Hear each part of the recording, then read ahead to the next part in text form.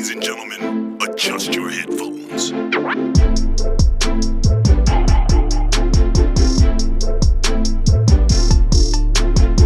Come on in and shut the front door. You're welcome to the You Should Know Better podcast, the news from the antagonist shoes. Now we are back with another episode. Christian, the producer, is telling me this is episode 7, season 5, episode 7. Thanks, That's Christian. it. And we got another guest episode. We've got Javan, Mr. Javan. Thank you for having. Yes, sir. No. Thanks for being on the pod. Thanks for being on the pod. Yeah, bro. What's good. No. Very, very, very, very good. Good to have you here. Obviously, we're going to do what we usually do. We're going to hand the mic over to Javan, let him tell us about what he does, what he's been up to, what he's got coming on, and where we can find him. So, bro, when you're ready, just take time. Just speak. Just take your time. Let us hear something. Yeah. Let's go. No, cool, bro. No, obviously, first of all, love for the shout out and obviously the invite to the platform. No worries. Love what yourself and Michael doing. It's original, it's authentic, and here to support most importantly. And we didn't pay him to say that, you know. No worries. Don't worry. Instead of his own back. It's not sponsored. Well, right now, I'm even just adjusting because I think this is the first time I've seen Junior sober, you know. So, who says I'm sober? No, came back from parking the car, don't mind it. No, just a brief introduction to myself.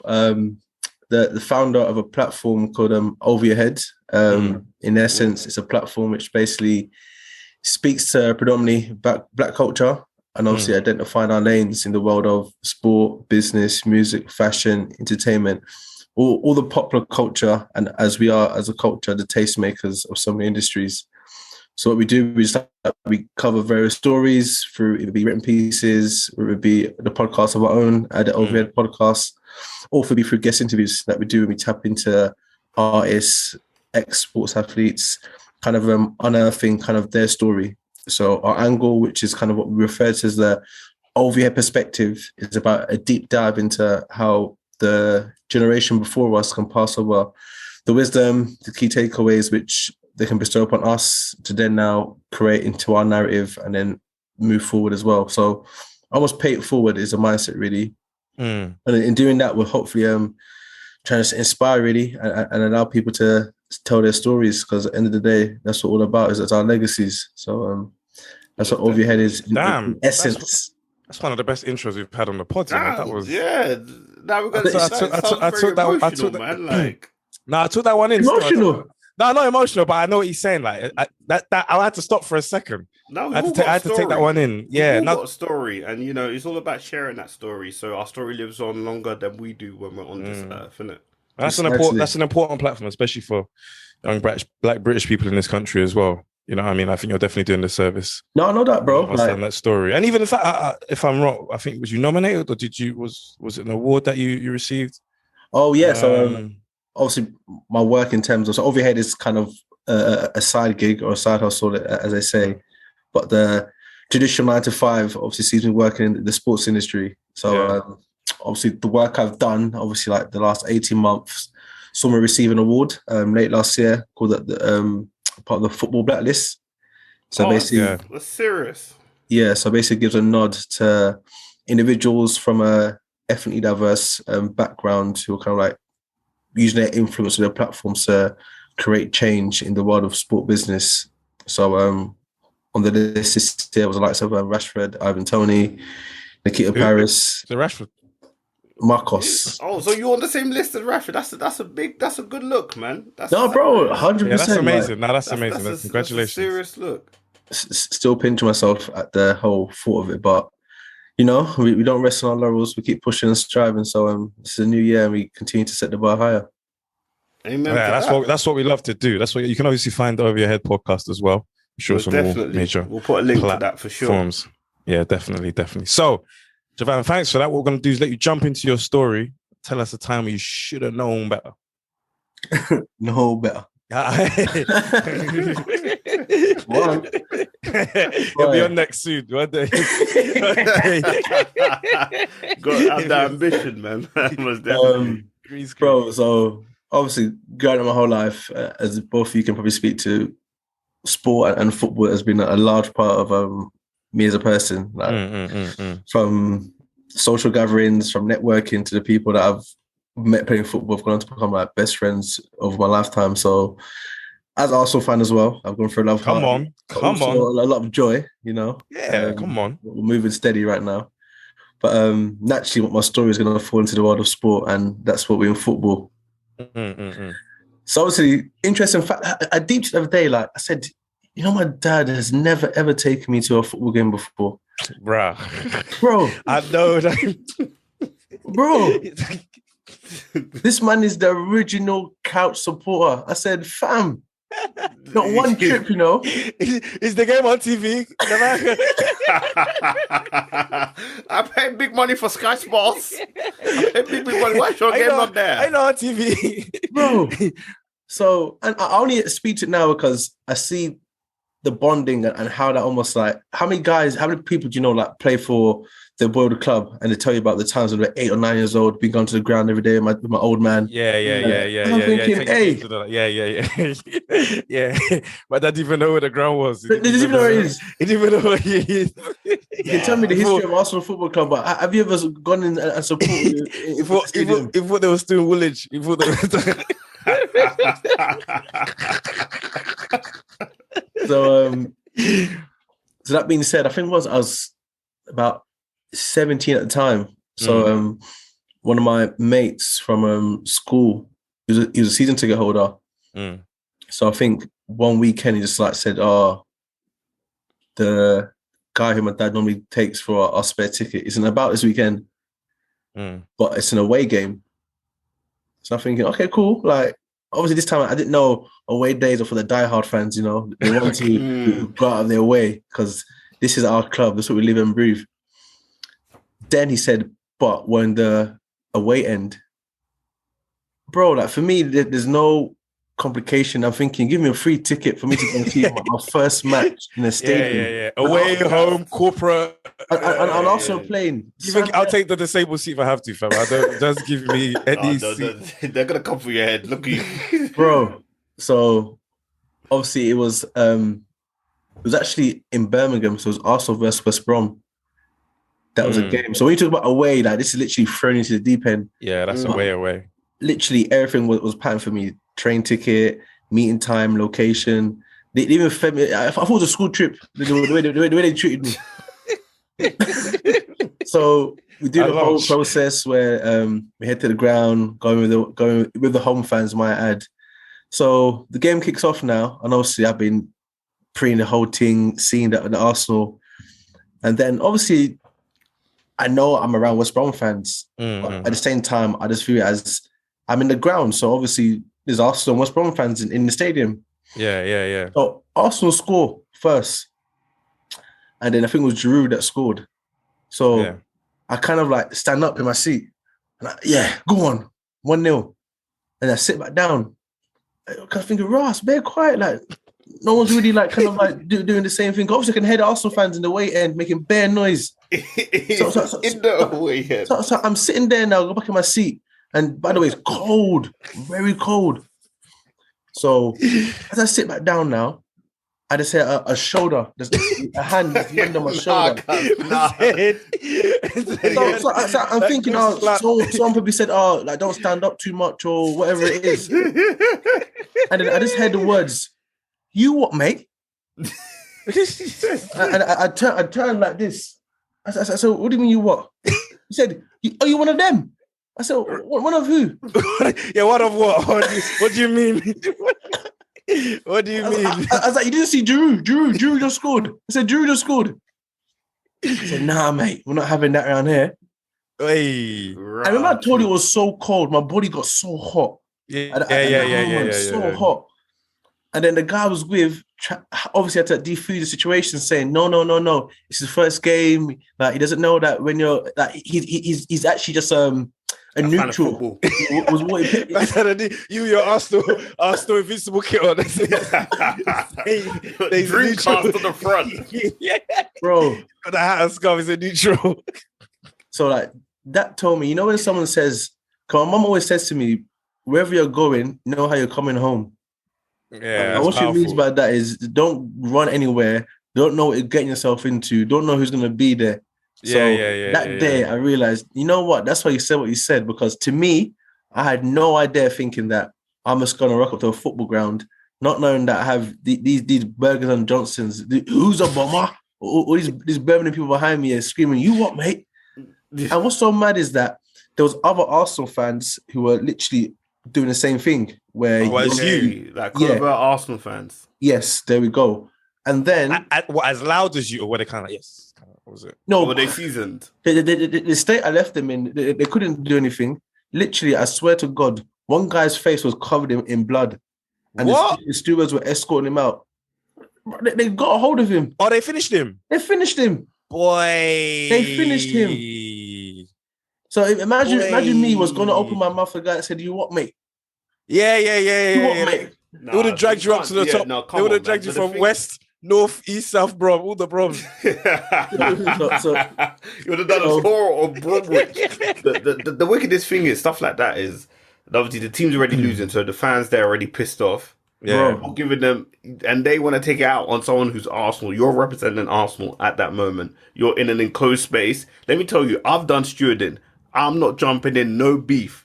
So you think those stewards will do anything? They're observers, they're witnesses, bro. I'm peacekeeping, but I'm not trying to get involved. Trust me, I would, literally, if I saw any beef when I was a steward, just call supervisor. Supervisor could be on the other floor.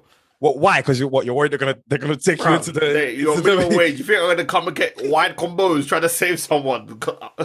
Oh, do you know what they say? They say supervisors. I've had friends who've done it in the past, and I've obviously when I've gone to grounds and you have 5 or 10 minutes to catch up with them, because obviously you can just tell who's kind of new to it and they're literally thrown into it as a baptism of fire. What they're advised to do is you can only help them once it's finished. Trust. So once the person is dead. Once they receive what they're supposed to receive, then you can go and support. Drag them out, bro. Drag what's left of them out of that place. That's true, because you can't. How you gonna put yourself in danger? Because they don't care. They don't. I think them bans. You know when they give them bans, I don't think they even work, because how are they really checking? They maybe check the. Now I know people get cards in it. Like you get a card, you scan your card. But you can just get your friend's card. I don't know. Does it scan your face? I've never been to a game where. I swear it's just as you say, a season ticket. Then you just scan it through the turnstile. Yeah. I asked you just scan the card and you go through. So the guy could do it on Wednesday. He's back on Saturday for the game against Everton. When you hear these lifetime bans, like for me, I'm thinking like this guy's never really gonna be in that stadium again. Like, come on. Yeah. Come on, you can't keep a hooligan like that. Are gonna know his face. Like, is it like some most wanted list? Most wanted. Yeah. When they're briefing, these people don't let these faces. Don't let these guys in. You think half of them even paying attention to what the people look at? They're just looking at the game themselves. Trust me, that's the peak stewarding thing. You book the games you want to see. Seriously, you book the games you want to see. So this stewarding thing is just a look, man. They just need someone that's that's standing there in the highlighter. They're not doing no security. I'm telling you. Right. What ground did you used to work at, Mike? I did. It used to be a security firm, so you just get posted. Like I think I done Upton Park before they knocked it down. I done Wembley quite a few times. And the Wembley one's peak, boy, because sometimes you could be the lift supervisor, so you don't even get to see the game. You're the person that. What's a lift supervisor? You stand in the lift. And you're like, oh, what lift? What floor? What floor would you like, sir? Push your buttons, cuz. Why they're pushing buttons? And all you hear is go. Where? Oh my god! A lift supervisor. Lift supervisor. No, I can't tell you what that's my job title. Impossible.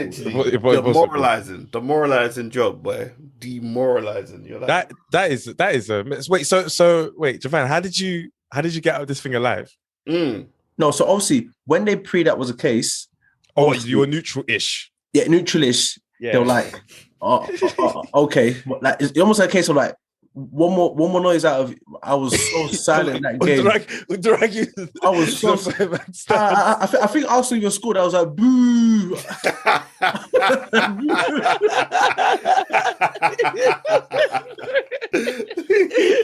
was like, boo. I think there's a repeat what they were saying. You fucking southerners. I'm saying so much things. You have to save yourself. You have to save yourself. I think 5 minutes left, God, I even spotted him. Oh, that is funny. Hey, that's hilarious. That's a boo. They're thinking, right? We're not even booing ourselves. This guy's booing. Boy, you have to assimilate. That's what they say. Survival of the fittest. Charles Darwin told us, man. Yeah, that's. I think football grounds are one of them places where I'm not trying to even mediate or trying to reason with these people. They're on drink, maybe even drug. You can't. It's tribal. It's too emotional. Yeah. It's just join in or don't do anything in it because. But at the same time, you can go to utter jubilation with a complete stranger and you hugging them and screaming as if to say you know this person your whole life. It's like basically stay scheming in the club, innit? It's the same sort of thing, innit? When it comes to you find the next brother to you and say, yo, you know the lyrics. The guy could be your op, you're there singing with him. 100%. You can look at him and tell this is someone I'll never ever approach or speak to in any walk of life. But for this one right now, we're gonna scream. We're brethren. We're brethren. And after that, you depart. Yeah, exactly. Never see him again. Never. That is serious. No, that's the thing. As you say, with football, it's meant to be a family-friendly sport, but there's some unwritten rules that you got to know, man. I don't think maybe one game at Charlton. There's not many games that I've been to, football games that I've been like, I would bring my 3-year-old or whatever to this, fam, because they were just looking like hooligans, fam. I remember when I went to the Millwall game. The Millwall game. Yeah, the banner said, "Don't accept no racism," or that ripped that banner apart. Get out of here, man! Come on, get out of it. That's our motto. That's our motto. So, you went to Millwall. I went some manager that wanted. Oh to kill us. I've been twice, but yeah. He wanted. I think he wanted to murder us. Said for team bonding. Team bonding. Team bonding. We should go to a Millwall game. Let me tell you, this manager, even that he liked us, but I was skeptical. He was skinhead manager. I said, is he colorblind or what? Does he not know? Why does he like us? Skinhead manager. He was bare cool, but he was skinhead. He took us to the Millwall game. I said, no, please. No, thank you. I don't know what tricks you're planning here, but I'm not going. Boy, some of the stories and you know, like when you go to the ultras in like Eastern Europe and the places like Mexico, that's when you see real tribalism when it comes to football clubs. It's a religion. That one they'll run you out of town. They're doing that in Ukraine, you know. They're running out the ultras. In Poland, so they're running out the blacks and some Indian students. Oh, really? Yeah. Have you not seen the videos? They're ducking them out of Poland. Then go back to Ukraine and stuff like that. Hey, yeah, it's mad. I'll share the video with you, man, on a later date. But Javan, I appreciate you coming on. Yeah, love. Sharing your story. Honestly, I appreciate that one. Yeah, it's related as well because we're playing on Wednesday, so this would have gone out. So I'm sure Arsenal, congratulations for beating Liverpool. Of course, and it was a brilliant game by Bukayo Saka. We don't really. What a goal! What an assist by Lacazette. Lacazette, he demonstrated the real leadership. He's a magician. Give him another year. Give him another year. And Ramsdale, player of the season for me. Hey, goalkeeper, England goalkeeper in the future. All right, man. I love Javan on the roll, man. I appreciate you coming on, bro. Peace, boys. Love. And we're gonna move very swiftly onto the next segment of the pod. This is the You Should Know Better segment. This is where we look at a prominent news story, consider it from an antagonist views, and ask ourselves, should have known better? So obviously Junior there was talking about the obviously ongoing war in Ukraine, and part of the government's response is a asylum scheme. So obviously with many refugees have been created following the conflict in Ukraine, and part of the government's response is to encourage UK citizens to take in Ukrainian refugees, and for their troubles they will be given £350 a month to house, and I don't know if they have to give them food and water, but at least house these individuals.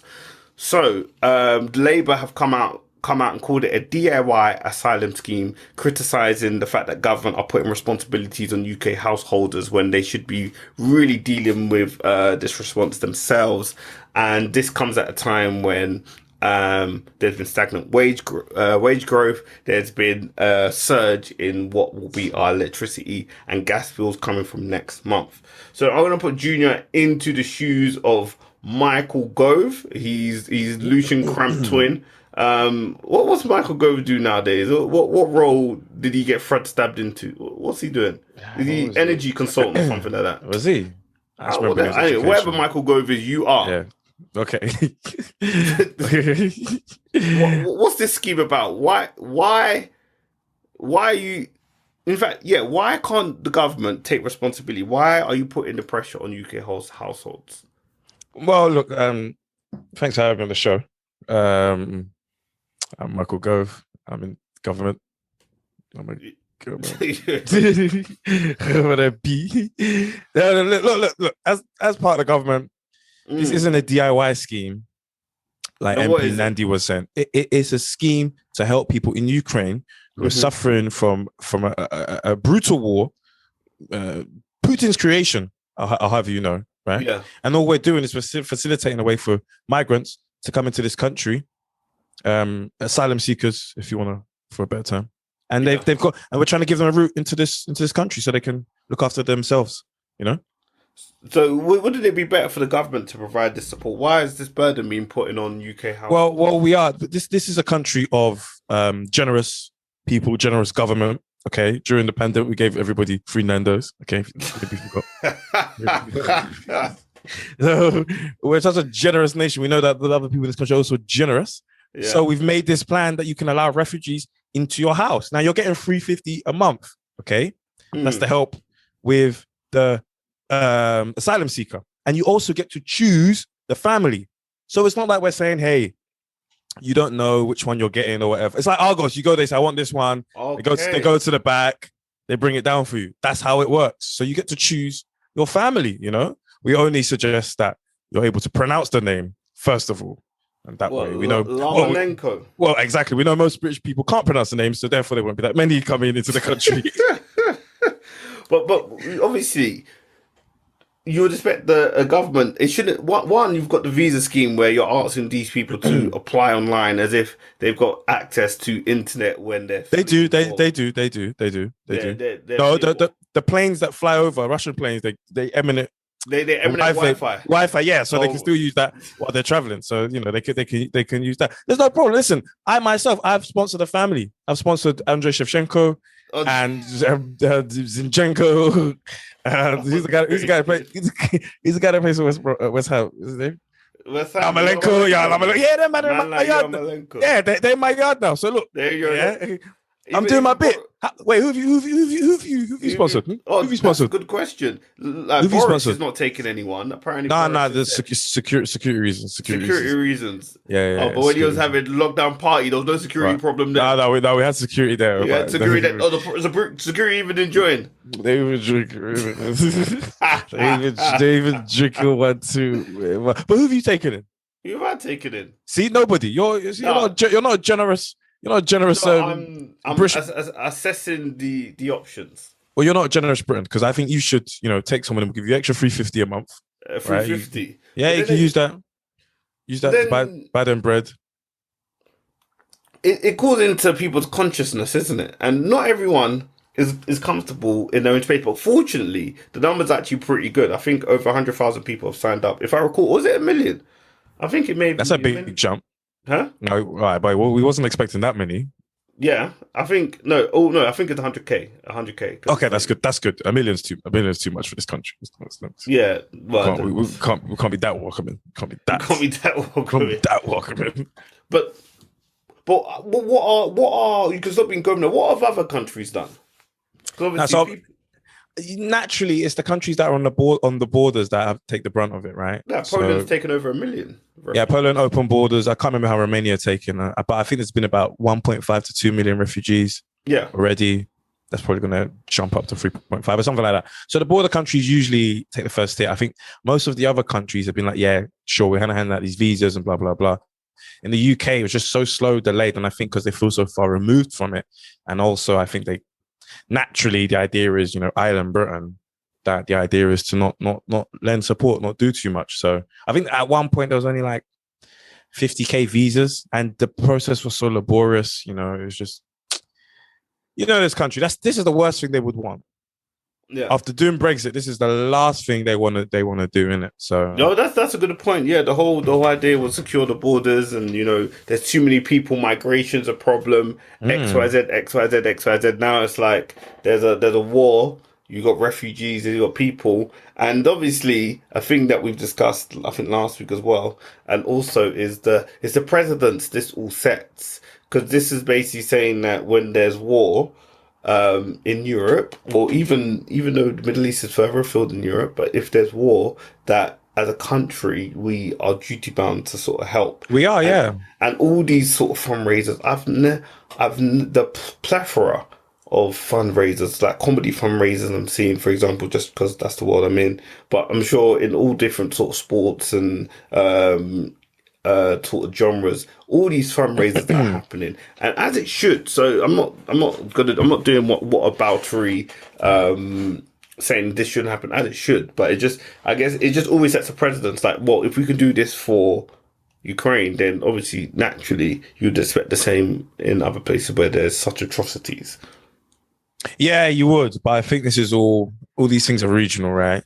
It's the same with the Charlie Hebdo attacks. Everyone turned their lights to Paris and all of that stuff. Yeah, you know what I mean? 2015. So, but what happens in Yemen, it doesn't even make the news at 11 p.m. So that's down to proximity. Yeah, it's definitely down to that. It's definitely down to proximity, because the closer you are to a region, the more important it is to you, right? And the only reason you heard about anything ocean is that Tonga bloody volcano that went off, fam. You need to hear big news like that. You don't hear nothing, fam. I don't even know what's happening to them people nowadays. I haven't seen nor heard. I think the island's underwater now. I don't even know, fam, because I haven't seen or heard anything. But anyway, let me roll on to my story. Off to you, Michael. So it is more in the sports world. It's about Mr. Tom Brady, 7-time Super Bowl winner, who recently retired, but has now said he wants to get back into the game because he has a quote unquote unfinished business. Now, he actually sold a touchdown ball, his last touchdown ball, which went for auction for up to $500,000. Okay, so whoever bought that is pissed because that value has now dropped, because my man said he's coming back. Okay, he tweeted recently saying that he still has a place on the field and it's not in the stands. And some people are saying this is inspired by the fact that he was at Manchester United where they beat Tottenham 3-2. Ronaldo scored a hat-trick at the age of 37. They obviously had a picture and he may have inspired him to carry on. So people are looking at Tom, who said he's going to retire, and he seems to be U-turning. So we're going to put Michael on Tom's shoes and say, what's going on? Why are you coming back? You're 44, I think. Yeah, it's time to let someone else play the ball instead of you. 44, feeling good, feeling young, feeling healthy, keep myself in shape. As I said in my statement, I have a very understanding sort of wife and children, and I'm not ready to spend more than a summer with them. One summer. I'll give them a summer. So I think it's better that I'm back with the boys on the field, back with the camaraderie, and I see my wife and children intermittently. So look, you spent most of your adult life playing, egg ball, okay? Yeah. And you've now got time to spend with your family. You said you would. Yeah. Now your time to be with them. You're kind of reneging on that. How do you think they feel about that? I think they understand because they're fucking rich. Money doesn't substitute your time, though. But money doesn't substitute time. Yeah, agreed. So that's why I'm using my time to get back on the field with the boys. Okay. All right. So do you think that because you got your fight, you can spend time in a later? Surely these are the formative years. When your kids are young and stuff like that. Yeah. You want to be around them. Look, my kids just met Sir Alex Ferguson. What are your kids doing this weekend? I saw that. But they're just playpen. Yeah, do snakes on ladders. Is that a ball game? Okay, Alex Ferguson. That's and you get that from being Tom Brady, and you become Tom Brady by being on the NFL field and winning Super Bowls. But you've already done that, Tom. Don't you think now it's time? Hang up your boots. Let a younger person get in that quarterback role and make a legend of themselves. Nah, No, we got some young bucks like Mahanes. I know a bit of NFL Mahanes. He better do Tom Brady. He better. Yeah, I know a bit about NFL, like young man. But you know what? I think I still got something to offer.